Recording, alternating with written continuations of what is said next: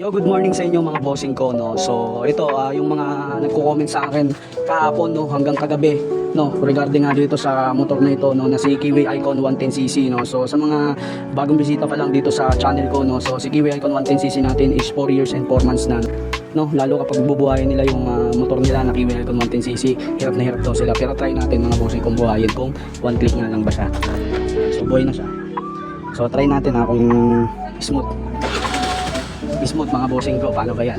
4 years and 4 months mga bossing ko.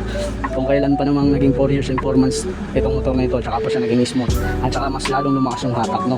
And yun, bigyan ko lang kayo ng tips, no, sa mga second hand na Kiwi Icon 110cc tsaka sa mga brand new, no. So sa brand new, unahin natin yung brand new. Kung brand new motor ninyo mga bossing ko, pag na-reach ninyo yung 500 kilometers, magpula na kayo ng gas, mag-premium na kayo ng gas kasi mas maganda yung kalidad ng pula, no. So kasi yung motor natin, simula nung nakuha natin to, na-reach natin yung 500 kilometers, naka-premium na gas na ako, yung kulay red. Tapos at the meantime, yung aking kapitbahay, naka-Raider siya na 150, tsaka naka-Aerox siya na 155cc. Tinanong ko siya kung ano ba yung the best na gas na langis ang babagay sa motor ko. So na-offer niya sa akin yung Pertua fully synthetic. Nung ginamit ko yon mga bossing ko, grabe yung hatak ng motor ko. So wala kasi yan mga bossing ko sa sa CVT set, no. Kasi karamihan naman kasi mga bossing ko kung gusto magdagdag ng hatak, depende yan sa bola kung ilang grams tsaka sa sprocket niya, no. So yun nga mga bossing ko, no. So yung CVT set ko mga bossing ko, stock pa lang yan mga bossing ko, stock yan. So yun nga yung gamit kong langis, Pertua fully synthetic. Kung gusto nyo ng Pertua na fully synthetic, meron ako niyan, ilalagay ko yung link dyan at saka dyan sa yellow basket. So magpula kayo ng gas para medyo yung engine mas uminit agad kapag bumuhay yung motor ninyo, no. So sa mga nagtatanong kung bakit dito maingay yung tunog pagka pinu-start ko siya, di ba, bubuhayin ko siya, pupush-start ko siya. So nagpalitan lang ako dyan ng Bendix, yung Bendix na ipinalit ko.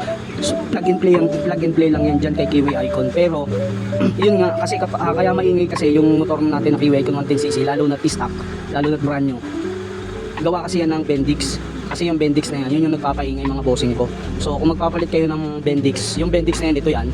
So kung magpapalit kayo ng Bendix tsaka yung cap, tahimik na lang yung motor ninyo. At saka wag kayong magtataka kung bakit kapag pinu-start niyo yung motor ninyo matagal mabuhay. Depende yan kung gaano katagal. Kapag sobrang tagal na pinupush-start nyo at hindi pa rin nagbubuhay, it's either sa minor nyo yan. So meron dyan sa loob ng seat compartment, meron dyan pihitan ng minor. Pwede nyo taasan ng konti yung minor para kapag pinu-start nyo, kahit na hindi nyo pa bubuhayin nyo pa lang siya, start agad, pihitaasan nyo ng konti yung minor, tapos tansyahin nyo lang din, no. So yun sa akin kasi, tinaasan ko ng konti yung minor ko kasi ano lang yan kapag mataas yung minor, malakas kakain ng gas. Kapag mababa yung minor, kapag pinu-start nyo yan, matagal talaga. Tsaka kasi itong motor na ito mga bossing ko, ano yan ito carb kasi ito mga bossing ko, hindi kasi ito FI. Kasi kung FI ito mga bossing ko, one click lang talaga yan. Halos lahat naman ng FI, bibihira yung matagal masindi yung motor. So dahil yung motor natin carb, matagal talaga yan mabuhay. Pero yung sa akin kasi syempre meron tayong mga kagaya nga ng gas, yung oil, yung kasi nakakatulong din kasi yun, tsaka yung Bendix. So, kaya one click na lang yung motor natin, no. So wag kayong maniniwala doon sa iba na kumbaga meron silang i-connect na wirings para maging one click lang yung motor. Wag, kasi magkakaroon pa yun ng problema, pinatagalan, no. So ayun nga, kagaya nung ilaw natin, yung MDL, ano yan mga bossing ko, plug and play lang yan, yung bracket. Kung gusto niyo nilalagay ko yung link dyan, tsaka dyan sa yellow basket, pwede kayong check out dyan, no, sa mga gusto. Plug and play lang yung bracket na yung matibay yun sa ilaw. Tapos yung ilaw naman mga bossing ko, meron din akong link dyan, pwede kayong mag check out dyan. And kung gusto nyo, pwede kayong pumunta sa kasa para makabili ng ilaw, tapos pakabit nyo na rin yung bracket. Ang dami kasi nagko-comment sa akin, namamatayan daw sila ng motor. So ang i-check nyo lang dyan mga bossing ko, yung minor ninyo, tapos palinisan ninyo yung karburador, yun lang. Or kung hindi talaga nabubuhay yung motor ninyo, check nyo yung regulator nyo, yung spark plug at saka yung battery, no. Kasi yung battery ng Icon na stock na brand new, halos 6 months lang to 1 year lang. Kapag naka-isang taon na yan, wala na yan, mararamdaman mo na mamamatayan ka na talaga. Tsaka lalo na yung regulator mga bossing ko, hindi nyo mas mabubuhay yung motor ninyo kung yung regulator ninyo quality na. So yun lang, check nyo, regulator, spark plug, battery, tapos yung carburetor ninyo. Pero kung gusto nyo talagang mabuhay yung motor ninyo, kahit na palyado yung mga yan, taasan nyo yung minor ninyo mga bossing ko, tapos i-kickstart nyo, tapos painitin nyo siya at least mga 5 minutes, tapos ibaba nyo ulit yung minor, ibalik nyo ulit sa dati mga bossing ko, no? So wag nyo malilimutan mga bossing ko, no?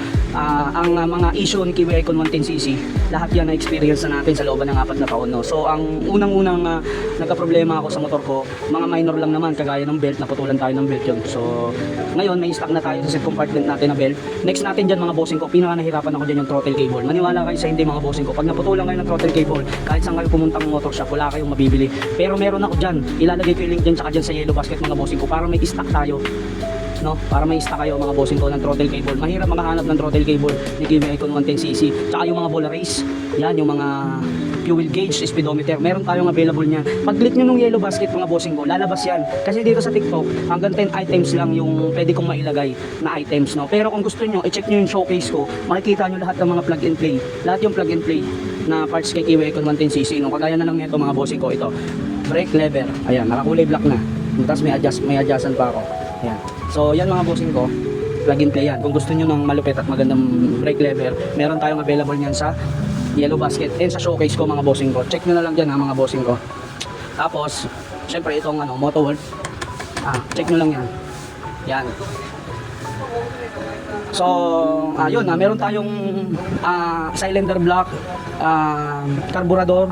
Kung gusto nyo magpalit ng carburetor, sa mga nagtatanong din sa akin kung anong shock na gamit ko, ang gamit ko is 330mm. So meron ako yung available, ilalagay ko yung link dyan tsaka dyan sa yellow basket mga bossing ko para makapag-check out kayo. So sa nagtatanong ng bracket ko rito para sa top box, sec bracket po yan, 3 years may na sa akin to, napakatibay. Plug and play mga bossing ko. Plug and play yan mga bossing ko. So yun mga bossing ko, sana nakatulong tong video na ito, no? Para maging smooth at saka hindi kayo mamatayan ng motor, kasi napakadelikado pagka namatayan kayo ng motor mga bossing ko. Pwede kayong madisgrasya at pwede rin kayong makadisgrasya. So yun lang mga bossing ko, ride safe sa atin lahat mga ka-icon, and ingat kayo palagi, no? So don't forget to follow on my channel and please share my video. Thank you so much guys.